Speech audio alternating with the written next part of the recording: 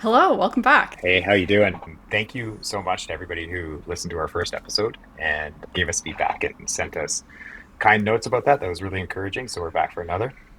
I'm Jeff. I run Silverback Systems where I help coach CrossFit athletes to get to the next level and stay in love with the sport and help articulate their goals and dreams. I'm Jill. I'm one of Jeff's CrossFit athletes, actually, and I'm also a third year kinesiology student.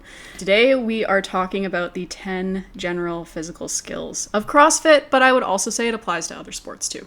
It's pretty neat when you look at the list of the physical skills and you start to look at other sports through that lens of what is the demand here. Because I think it's pretty absurd for like a singular sport to need them all, except for CrossFit. That's sweet.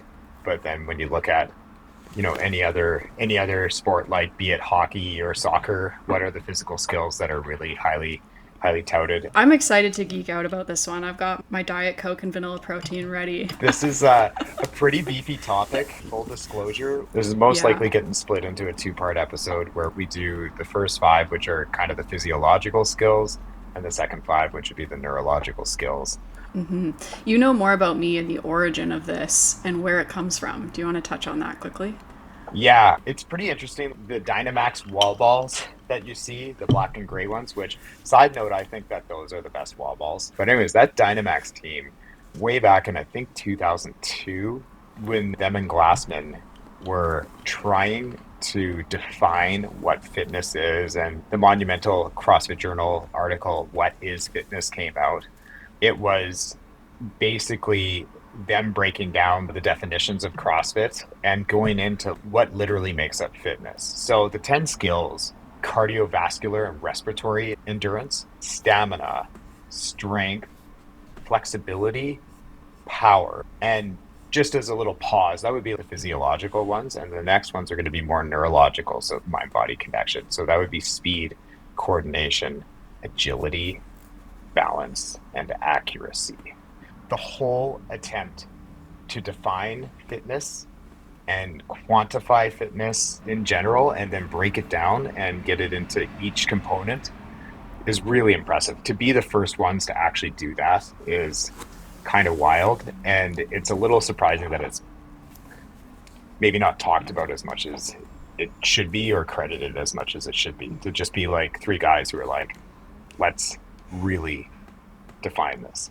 So, I'm going to talk a little bit about the physiology of these things. Jeff is the programming coaching master, so he's going to talk a little bit about how we would actually program the skill and anything that I miss in terms of the physiology. I'm sure he'd love to jump in. Endurance, I searched around a little bit for definitions, and I have two for you. ScienceDirect.com defines physical endurance as the capacity to perform submaximal physical work for a long period of time. Endurance exercises are those activities that one performs for an extended period of time and that require less than maximum effort. So running, bicycle riding, swimming for long distances are example of endurance exercises. And then Glassman defines it as the ability of body systems to gather, process, and deliver oxygen. So that's where we get the cardiorespiratory element in there. Both are correct, both correlate with each other, but then to better understand cardio done at submaximal levels, I think we need to understand the two pathways that your body creates energy, or ATP. ATP stands for adenosine triphosphate, and that is the energy currency of the cell. We've got two pathways mainly. We have anaerobic pathways, and then we have aerobic. So an means without, aerobic means oxygen. Simply put, chemical reactions that happen to create energy don't require oxygen to be completed if they're anaerobic. There's two pathways that are considered anaerobic. The first one is the phosphocreatine cycle. This utilizes phosphocreatine alongside some other things to create energy. So this is readily available energy, but it only lasts us about 10 seconds. We could delve into creatine and supplementation of creatine here, but I'm going to save that for a future episode. Next to the phosphocreatine cycle, we have glycolysis. So this is when your body breaks down fast-acting, readily available glucose or sugar for energy. It doesn't require oxygen to do this, and it's a fast process, but the energy created doesn't last for very long, only 2 to 3 minutes.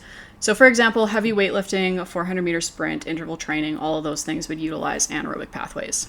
And then we have aerobic. So for longer duration activities, we need a whole lot more energy. Just to clarify, the amount of ATP produced for anaerobic production or without oxygen, that fast ATP, it only produces about 2 ATP, whereas aerobic produces closer to 32. Of course, we could argue about the number, but generally speaking. So your body turns to glucose and fats to carry out aerobic respiration. Usually fats are the primary fuel source here, but it depends on the intensity of the activity. So in simple terms, it breaks down glucose and fat in a longer, more complicated way, which does require oxygen. This creates way more energy than anaerobic pathways, but it takes longer to do and it requires oxygen. So for example, long distance running or a 20 to 30 minute CrossFit workout. We talk about the pathways as if they happen in sequential order. However, they do happen simultaneously. You just have to think of one being more dominant than the others, depending on what activity you're doing. It's also important to note that just because aerobic endurance primarily utilizes fat, that doesn't necessarily mean it's the superior method for fat loss, but that's a whole nother discussion. We can delve deeper into that in the energy systems in future episodes. So to train endurance, unfortunately, if I'm correct, we need to spend more time doing low intensity cardio. Would you agree? Yeah, it gets into the zone 2 discussion. I think just also for maybe sake of conversation, we should maybe skip ahead and define stamina as well, because the Sure. systems are so closely linked. For example, in the CrossFit definition with cardiovascular respiratory endurance, it basically pertains to blood and oxygen. So your heart pumping and sending the deoxygenated blood to your lungs, the oxygenated blood returning to your heart, and then getting transported to your body and to the muscles and taking the deoxygenated blood and bringing it back to the heart, to the lungs.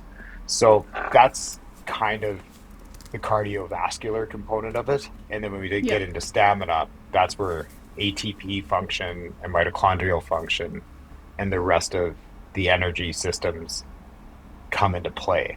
And so let's quickly touch on stamina and then we can maybe wrap both of them up together because they're so closely interlinked. It's tough to break away and train one or the other. Absolutely. I actually was just going to agree with you on that because when we train, and this will make more sense after we define it, but when we train stamina, we're going to see a lot of physiological adaptations that we also see in cardiorespiratory endurance. Whereas in cardiorespiratory endurance, we'll see some physiological adaptations, but we might not see as many as when we're training stamina. But there's a lot of overlap there. We should go ahead and define stamina. I pulled Glassman's definition, and that is the ability of body systems to process, deliver, store, and utilize energy. And I'm assuming by energy, he's referring to ATP. ATP for sure. I think this pertains more to sustaining a high level of work for a long time. And it's interesting when we say maximal versus submaximal. I found this very confusing when I was first learning about it because I picture maximal as quick, sprinty, you're working really hard for a short duration of time, but that's not necessarily true. I think we're referring more to maximal as the athlete trying as hard as they can for the entire duration of the event. So a marathon, you're going to try to get most likely a PR time. You might not be working right close to your ceiling of your ability, but you're still going to be pushing as hard as you can. Versus a submaximal style of training, if you're familiar with VO2 max, or you could think of it maybe on a scale of RPE, you might be working at 50% of your maximum capacity. Where my mind goes when we talk about trying to create stamina for an athlete, and then back to cardiovascular, it really depends on the window that the goal is. If the goal is to get a sub 20 minute 5K, that's going to look different than a marathon run. And so determining the window will determine the intensity that you need to be able to perform at, and then just progressively overloading those kinds of aerobic cycles there, where you're starting out with something that's moderate and easy for the athlete to be able to attain, and you're either increasing pace or increasing time at a pace to be able to move towards the goal that the athlete has. The nice thing too about that is those efforts will give you data around an athlete's critical power threshold and start to give you an idea of how fast can the athlete move and how intensely can the athlete move for how long, and how we can maybe pull the athlete's pacing down in order to allow for them to have more sustainable, given the time domain that they're training at. If you look at it too, just from like a lot of athletes who hop into high rocks, and traditionally CrossFit likes to run, but it's not the end all be all, whereas high rocks is an 8K run. and you're training for an AK plus 8 stations. So when you get those athletes that like cross train over, they're like, oh, like I can go forever. Like this is so much better. I don't hate running anymore. It seems to be a common gripe in CrossFit communities to hate running, but then when they get conditioned to be able to handle 8K like it's nobody's business, everything gets better because their blood oxygen exchange is getting more efficient. The heart's a muscle. It needs to be able to pump and work effectively. The lungs too need to be able to transfer the oxygen effectively. And so if you have an athlete that doesn't have that demand created yet, then it's just going to take time in those conditions to be able to have that adaptation occur. Do we want to talk about some of those training adaptations a little bit more in depth? Yeah, do you got more? Oh, I have lots. Let's go. I can nerd out about the cellular and physiological adaptations that happen from training all day. We could talk about it in the way that separates things into the cardiorespiratory system and then more at the mitochondrial level. Or we could talk about adaptations that happen when you train at submaximal intensity. So you're training at maybe 50% of your VO2 max versus training at higher intensities. Maybe you're doing, 70, 80% of your VO2 max, but you're doing a HIIT style workout. You're doing interval training. So that's kind of the two ways I would approach it. Gotcha. I do like the first one. Okay, so cardiorespiratory versus mitochondrial. So adaptations that we would see on a cardiorespiratory sense. Your heart muscle will physically enlarge to get stronger. This means that your heart becomes better at pumping out blood, which delivers more oxygen to muscles faster. So more oxygen means more utilization of that oxygen from mitochondria, which means more energy. We also see increased amounts of hemoglobin. This is also another really interesting thing to talk about. I don't want to get too into detail, but essentially the more stress that your body is under, the more oxygen that your muscles are using, your body recognizes that low oxygen level in the blood, and it signals to the kidneys to produce a red blood cell producing hormone. So essentially your body recognizes, oh, hey, we've been working really hard. We're using all this oxygen. We're oxygen depleted. That message gets sent to the kidneys, and then the kidneys produce erythropoietin, which stimulates red blood cell production. And now we're capable of carrying even more oxygen because we have even more hemoglobin. I think that's really cool. Yeah, that's really cool. Fun fact, men have more hemoglobin than women. So hypothetically, you guys are actually more capable at having better cardiorespiratory endurance than us, simply because you have testosterone, and testosterone is linked to better hemoglobin production. So unfair. Yeah. So next time you're wondering why your rowing calories are higher than your female partner in a WOD, that could be a reason. I read the Sports Gene, which had a chapter that documented a athlete that was male who transitioned to female, and he was also an endurance athlete who basically was into marathons and into 10Ks. As they transitioned to the other gender, all of their times got worse too because testosterone was going down and hemoglobin Interesting. was too. There are physiological differences, absolutely. So alongside having a stronger heart muscle, having more hemoglobin content in our blood, having better oxygen carrying capacity, your body has to accommodate this somehow. And so it's actually going to start creating more capillaries. So capillaries are the tiny blood vessels that carry blood to your muscles. We're also going to see a lower resting heart rate. This circles back to having a stronger heart muscle. And then we have changes that happen to the mitochondrial systems as well. So the mitochondria, the powerhouse of the cell, going back to grade 8 science. So when we train, we're actually going to get more mitochondria. Your body essentially recognizes the stresses that you're putting on it. The mitochondria play a huge part in generating ATP with oxygen. And so when you exercise, your body duplicates mitochondria at a faster rate. So you'll actually see more mitochondria in muscle cells of athletes. We also have more efficient mitochondria, so not only does your body make more of them, but they become faster and better at what they do. We also see better lactate clearance. Without getting too into depth, lactate is a byproduct of exercise, and when it starts to accumulate, it becomes a problem. Fun fact, and common misconception, it's not actually the lactate that's the problem. It's another component that comes along with the lactate, which is hydrogen. But anyway, if you have more mitochondria, your body can clear lactate faster, and that means that you can train more comfortably for longer. We could talk about Michael Phelps a little bit and how he produces half the amount of lactate than the average person, and that's partly why he's such an amazing athlete alongside his disproportionate limbs His limb to and torso hands. ratio is absurd.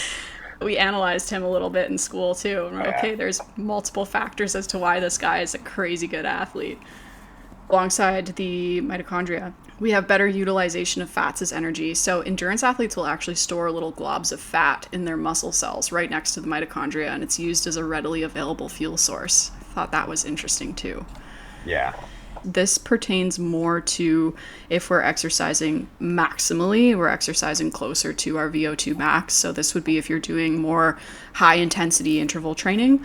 So for the anaerobic pathways that we need for higher intensity work, we need enzymes for those pathways to work. The more stress we put on the anaerobic pathways, the faster these enzymes become at doing their job. We're also going to see increased glycogen stores. Your body stores glucose in your muscles as glycogen, and with training, your muscles become better at storing glycogen, which means you have a bigger supply of readily available fuel when you exercise. And then lastly, we're going to see changes in mechanical efficiency. So this means that the athlete becomes better at moving, less energy is wasted going towards unnecessary movement. So for example, you're doing 50 wall balls.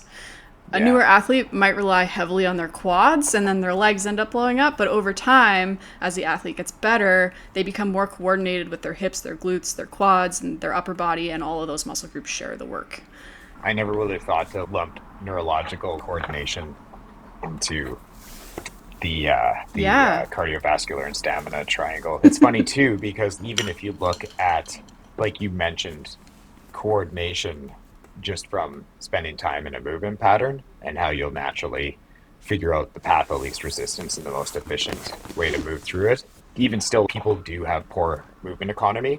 And you just see them do silly stuff. Box jump overs, for example, I find you'll see wasted steps, or they might be using the same leg the entire time, or there's just things where you can get this motion really cleaned up and looking the exact same every single rep instead of having, just these weird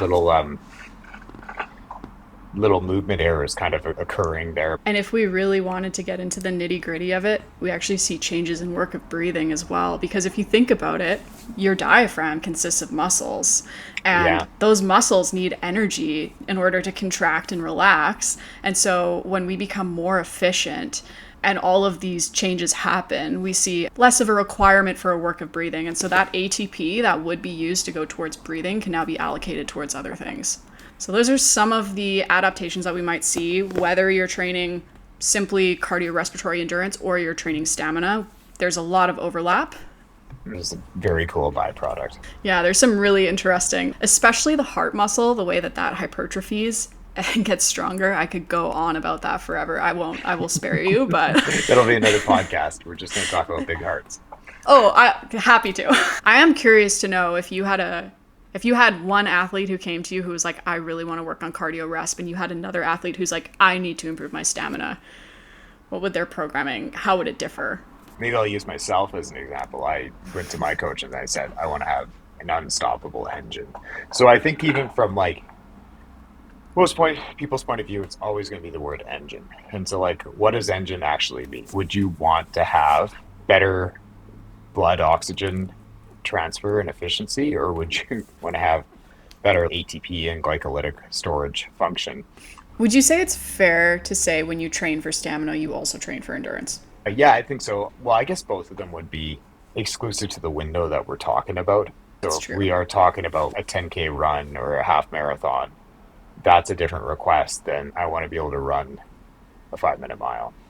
I'm just thinking back to school and lectures, and I'm remembering my prof say when you train at high intensity, close to your VO2 max, you'll have both sub-maximal and maximal adaptations. But when you train at 50% of your VO2 max or less, you're going to see adaptations, but you'll only see adaptations for lower intensity scenarios. So I'm kind of wondering if it would pertain to that.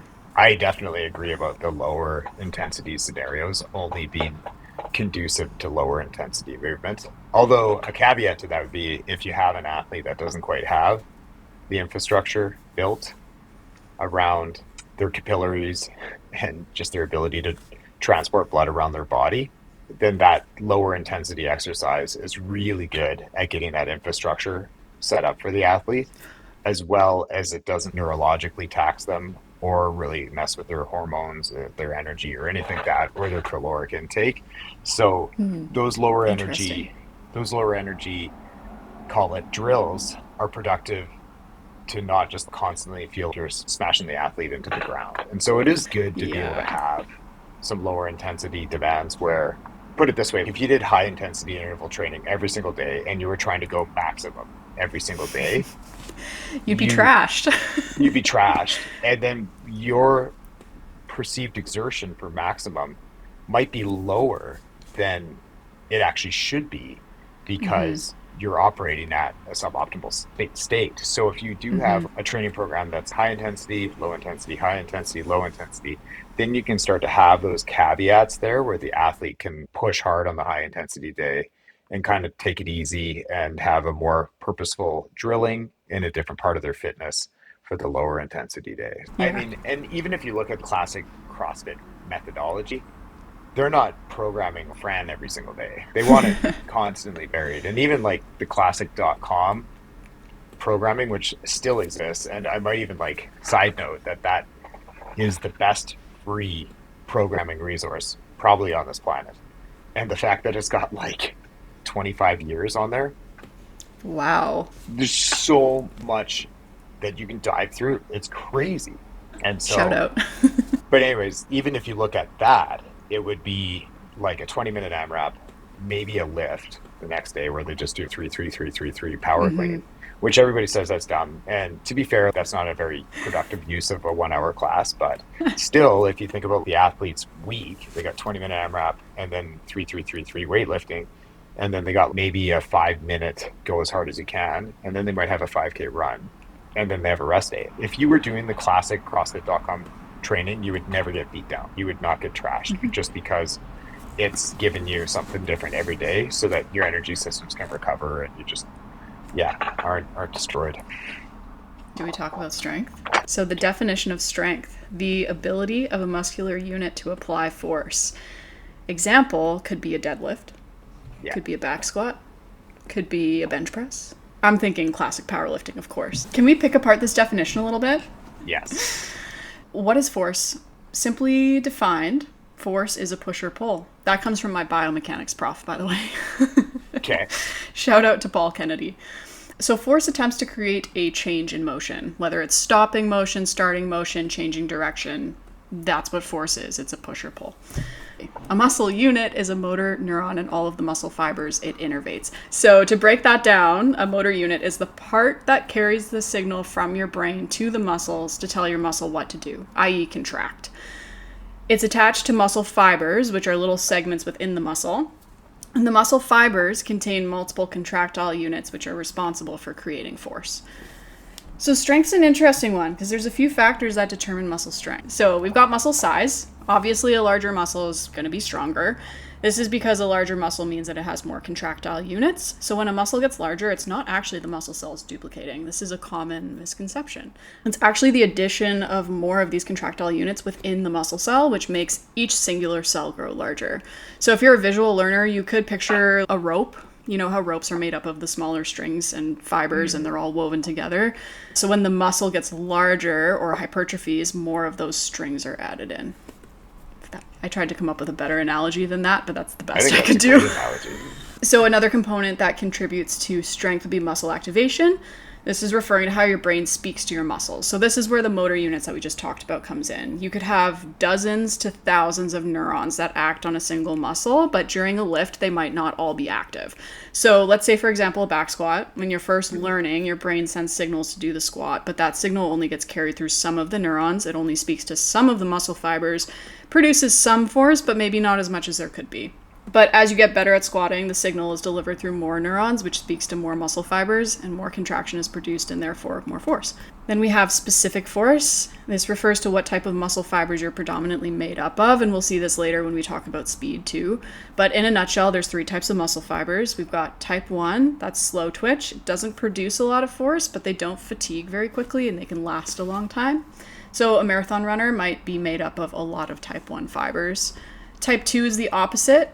They create large amounts of force, but they fatigue really quickly. So great for powerlifting when you need to move large amounts of weight really quickly. Then we've got an interesting one in the middle. So type 2X is the middle kind of muscle fiber. This one's neat because it can be trained to be more or less fatigue resistant. So type 1 and type 2 don't change, but type 2X actually can be trained depending on what you're doing. Everyone has all three types, but the proportion of each type that you have might determine how strong you are. Me, for example, I'm good at lifting and I suck at running.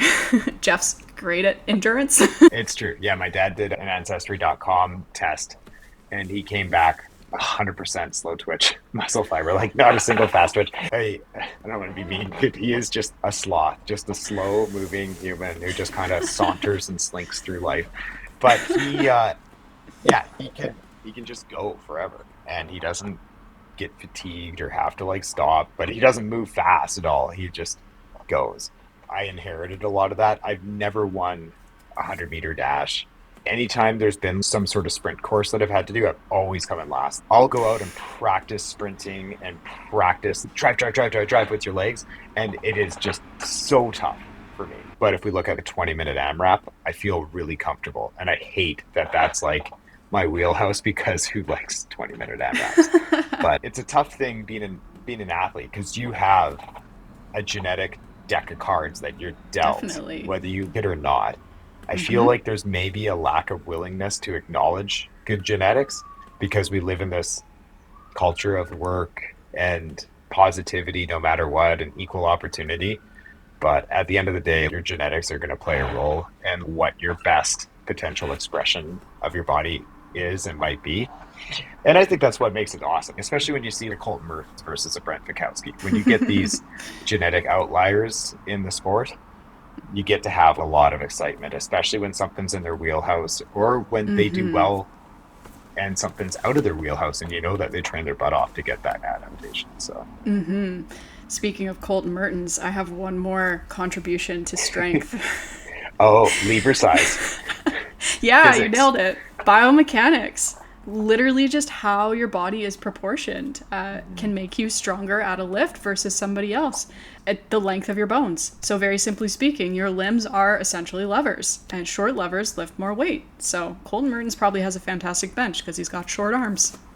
I think he had a 260-pound strict press. I want to say that was... Oh my gosh. It is crazy. To have a 200-plus pound strict press is pretty respectable. The 260 is crazy. That's nuts. Yeah. Okay, Jeff is the master of training strength with his athletes. I know firsthand. So I'm going to leave the training part to you. Yeah, I don't want to get too crazy about this topic because it is really unique to every athlete, especially depending on their sport. If we were power lifters, we would train so much differently than we do as CrossFitters. But at the end of the day, we do want to have progressive overload. And so that is kind of like I mentioned with the endurance demands, just the systematic increase of challenge over, an 8 to 12 week training cycle. So that could be either reduction of reps, increasing of load, increasing of percentages, and just making sure that the athlete can do the task and leave enough so that they can do the task next week. And then we can keep incrementally ratcheting up the difficulty every week. And so when you get to the end of a 12-week training cycle, hopefully you have a PR lift or the ability to hit the goal that you're looking for because you're just making it 5% more difficult every week and over the course of time. That adds up to adaptation, hopefully. So yeah, there's linear block periodization, growth cycles, and all different ways that you can structure strength training, even with the amount of reps that you do. Lower reps are shown to build strength more effectively than giving somebody 20 rep back squat cycles were a thing. And I Sounds just awful. Oh yeah, could you imagine doing 20 reps once a week or twice a week?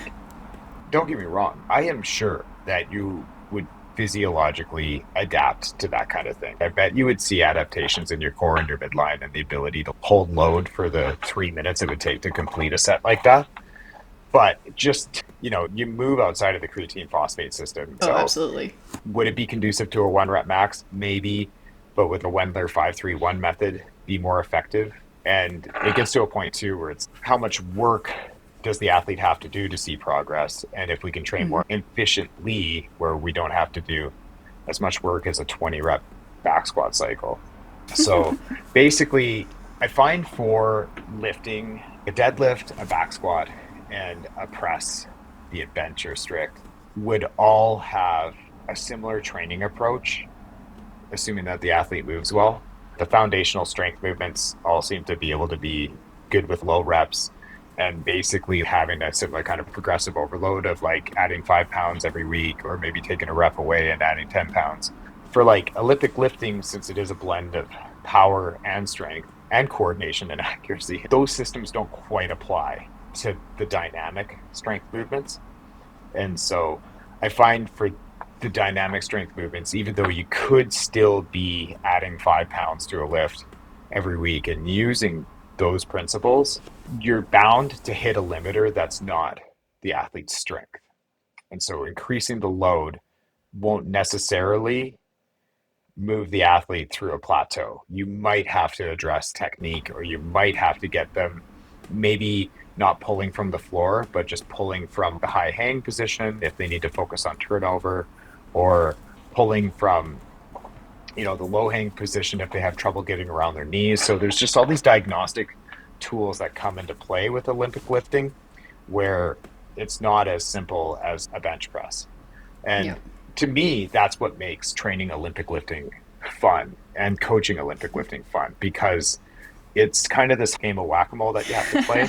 And it's funny too, because you can even like alleviate one thing that you were trying to out train, and it's finally done, and a new mole pops up and you have to start going after that one. So I don't know, it's more exciting way to train. It's almost like you're diagnosing coordination alongside strength and trying to pick apart alongside some other things, I'm sure. For Trying to sure, figure for out sure. exactly the source of the problem. Well, because when we were talking about neuromuscular connection, your brain telling your muscles what to do, I would say that plays a huge role in coordination, which we'll talk more about later. Yeah, But if an athlete's stuck at a certain weight, it might be that they haven't made those neuromuscular connections yet to do the lift a certain way, I guess, if that makes sense.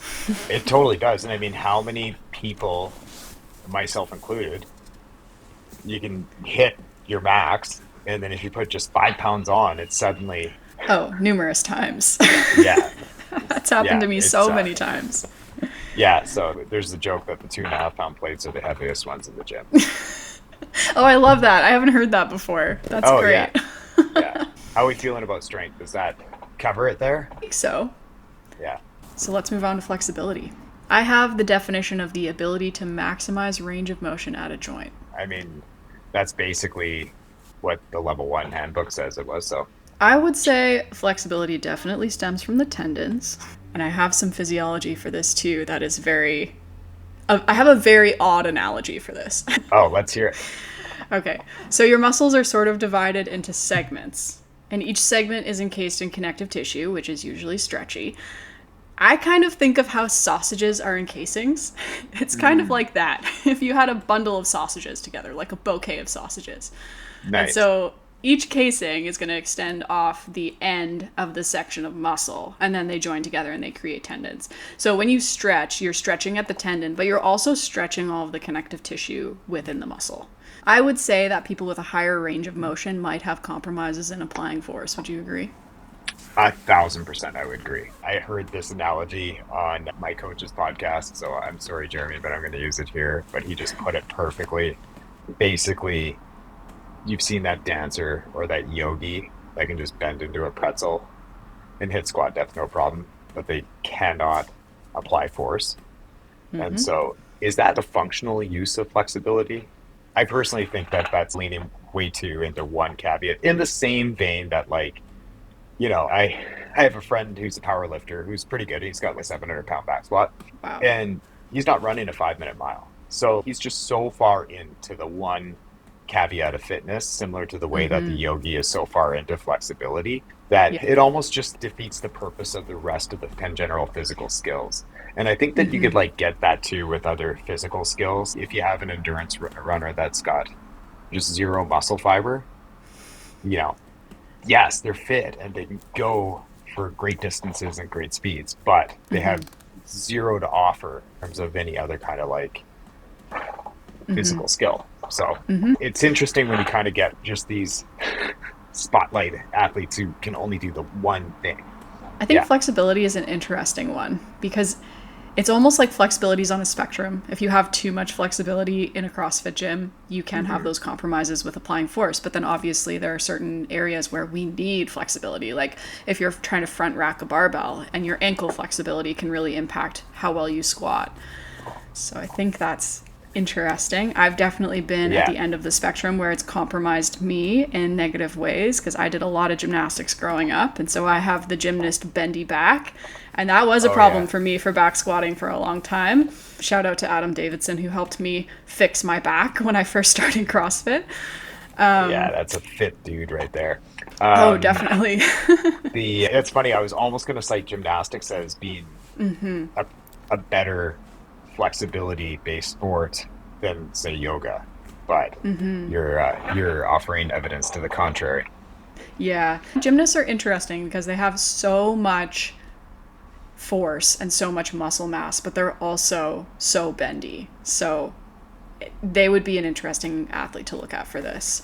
I had a coach one time poke fun at me for wearing a belt doing a strict press, but it was Oh because I have that bendy gymnast back. The belt's just nice because it's a physical reminder for me to brace properly. And when I brace properly, I won't stick my butt out yeah, and potentially hurt myself, even in a strict press. For most people, that might not be a problem, but because I'd been training back bends all my life, for me, it is an issue. Sometimes. I'm better at it now, but. side note, did you see Ariel Lowen's strict press at the games this year? Oh, I think I saw a little clip of it. Oh yeah, she totally went bench pressed it, but it was a strict press. That's so far her back bend. And That's wild.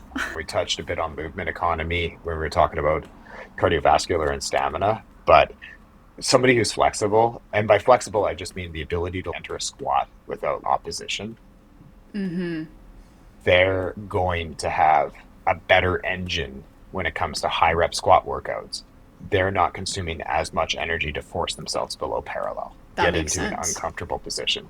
You see a lot of athletes fight for position when they're starting out, particularly an overhead squat is like a great place where you see athletes fight for position because they got to keep the bar balanced and they're having to fight through their shoulder mobility and their hip mobility and their ankle mobility. That right there, you can see a flexible athlete that can move through that position really well. They're not going to get nearly as taxed as an athlete that has to really figure out a weird movement pathway to accommodate for like one of those systems or more. It makes sense because an athlete who doesn't have the range of motion to get into that position might use a whole lot more postural muscles than an athlete who does have the range of motion. Yeah, And those postural muscles are also going to need to contract, which means they're also going to need to use ATP. So that's where all that energy is going to go. for sure. You see like a Noah Olson when he does squat cleans. He's way bent over and he just looks he's having the hardest time driving up the bar. Whereas if you get the Matt Fraser when he does the squat cleans, his limb to torso ratio is just perfect for Olympic lifting because he's just got little legs and kind of a longer torso for his little legs. And so he can keep really nice upright posture while he does those. And so, yeah, if you look at any front squat workout, this brings the Colton Mertens argument into play too. Just he won't have to fight for position when it comes to squatting, just because he is anatomically like the best squatter in the field.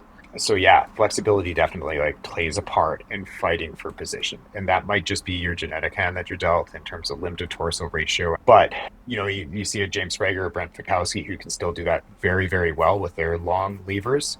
They've worked on their flexibility and they've worked on their movement pathways. And so even body types that might traditionally not do well in those kinds of workouts still can do well just because they put the work in with the flexibility. It's too bad because CrossFit's flexibility standards are basically limited to ankle, hip, and shoulder mobility. And so you won't see, like a half moon pose out of yoga or like a true back bend. Yeah. Com- You never know. Don't give Dave any ideas. You're going to see back bends in 2027. yeah, that's right. Oh, anything else to add about flexibility? We're going to talk Training? about training it. It's funny because before I started CrossFit, I did 2 years straight of Bikram yoga. And I just like really wanted to get skinny and everybody in Bikram yoga was skinny. And I got pretty good at yoga. I could back bend really well. And it's it's just funny though, because like that really didn't help my squat mobility. I had good shoulder mobility from it, but squat mobility and keeping the heels down while you squat and getting that nice straight spine, like you're still fighting for position there. It doesn't teach you to squat. They don't spend time squatting. So yeah, I still think that, hips and ankles and shoulders, they're probably the most important part. And the static and dynamic stretching are both going to be important for that there. I believe Kelly Starrett said that you need to have at least 2 minutes in a troublesome spot and ideally 20 minutes a week in the troublesome spot in order to be able to elicit adaptation. That's very well said. Yeah, it's just spending the time in the position. Static stretching hasn't traditionally been great for warming up an athlete, but certainly if you're, watching Netflix or if you're just having some downtime, that would be a really great place to put your static stretching and your mobility in, or just go into the splits for a bit, and if you can't, just spend 3 to 5 minutes while you're watching a show trying and see how low you can get. And it's kind of surprising because you can get pretty low after, a few weeks of it. The shoulders are a little bit more difficult to get quality mobility work out of. Like I find you need to have something to bend against to really move them back. And it's tough too, just because a lot of people are in front of computers or on their phones, and so they're naturally in a hunched position. I'm like a 15-year office worker, and I feel like I have decent shoulder mobility, but I barely can get my chest forward on a beat swing. So it's a never-ending battle, especially as we age. Okay, we've got one left, which is power. Power, yeah. The application of a maximum force in a minimum time. It'd be interesting to touch on speed too with power, but I feel like that's going to overdo it. But power is basically the marriage of speed and strength. And so maximum force, minimal time, and being able to just explode, for lack of a better word. I have a little bit of sports science on this, but not a lot. Yeah, A lot of it is repeated from other topics. But yeah, I would say just in layman's terms, power is how quickly you can produce a force, I guess. I think motor unit recruitment's extra important when it comes into power. Now, the interesting part is we're including time as a component, so moving a load as quickly as we can. And we need to be able to send all of the signals from our brain to our muscle via every motor neuron available to recruit as many muscle fibers as possible to create the most amount of force possible. So secondary to that, I think it would also come down to muscle fiber type. If you think an athlete with a higher proportion of type 2 muscle fiber is going to be able to produce more force than an athlete with mostly type 1. You've got the marathon runner testing a power clean, and then you've got the Olympic lifter testing a power clean. Who's going to do better? I think the answer is obvious there. That's all I've got for the exercise science half. I think we touched a lot on the motor unit recruitment and muscle fiber type already, which plays into power as well. Yeah, great point. That is a good point about like a blended topic of speed and strength where we have covered most of this. Power is interesting for sure. And I like how you touched on the fast and the slow twitch muscle fibers. It's funny too, like if you look at this is a little bit off topic, but if you look at like a really good 100-meter dasher, they hate marathons. So they don't like the non-power stuff. So it's always two sides of the same coin. But yeah, for power, I think it's just exposure to the reps, right? For training it. I don't specifically have an overloading power protocol that I've had to really break out for CrossFit. I find you naturally will pick up those cues getting power cleans or Olympic lifting on a regular basis. Like if you're Olympic lifting 2 or 3 times a week, you're touching some nice power and some nice explosive force regularly already. And then blend that with box jumps, and any kind of like plyometric training that comes into CrossFit, and you're touching power pretty consistently. Sled pushes too. It's too bad because I feel like sled pushes are almost underutilized now, but that's a great, drive, get everything pumping very, very quickly against an object that's heavy to move. I think that they're the best for training that, or just getting high jumps, high plyometrics into play. Like if you are doing a seated box jump and you have to explode and try and touch the roof or touch a high object, those are really good for cultivating it. How much of it do you think comes down to recoil of connective tissue? Like I think of rebounding. Would you say that's more power, more speed? I think that's athlete specific. I think that we all have that example of that athlete that's just like spring when you see them move. Yeah, but it's funny because power output like as it kind of gets thrown around in a CrossFit world, is more about how fast can you smash an echo bike? True. What's your 50 cal echo bike time? So it's funny because that would be maximal speed against an object with resistance. So it is kind of a power test, but it's True. just funny because it's more of a like sprint anaerobic test than anything. But we have to borrow from power to some degree to be able to elicit that. And again, my money is on an athlete that's very fast and springy and able to cultivate power quickly to win that. So we touched on cardiovascular endurance, we touched on stamina, we touched on strength, we touched on power, and we touched on flexibility. Sorry, that wasn't in order. It's interesting, like you get the systems of fitness that are more connected, some that are very connected and overlapping, and some that are a little bit kind of on their own, like flexibility, I suppose, even though it's still funny because it does connect to the proverbial engine. But yeah, speed, strength, and power will all be blended together as one. And then, as you can imagine, coordination, accuracy, and balance all kind of are cut from the same cloth too. So it's kind of neat when you look at them from that lens there about how similar they are in relation to each other and how they all work and how it can help a coach or an athlete kind of identify maybe what portion of a compound movement needs to come up. Back to our discussion last podcast about the 3 Ps of performance and having two athletes that can run the same mile time, but one's all power and the other one is all movement pathway and movement pattern and just a really nice stride, really different diagnoses. So you get that too with the 10 general physical skills, just more in a detailed breakdown. Yeah, absolutely. So we will have a part 2 for you. As Jeff already mentioned, that's going to touch on speed, coordination, agility, balance, and accuracy. But we don't want to overwhelm you too much, as you've already probably made it through about an hour. Part 2 probably won't involve as much anatomy and physiology, so don't worry about that. But it's still going to be a really interesting discussion, and hopefully you'll tune in for it. Just big thanks to everybody who's been listening so far and supporting us on this new venture. And we hope that we can keep bringing interesting topics for everybody to unpack together. Yeah, we really appreciate all of the love. So, thanks for tuning in.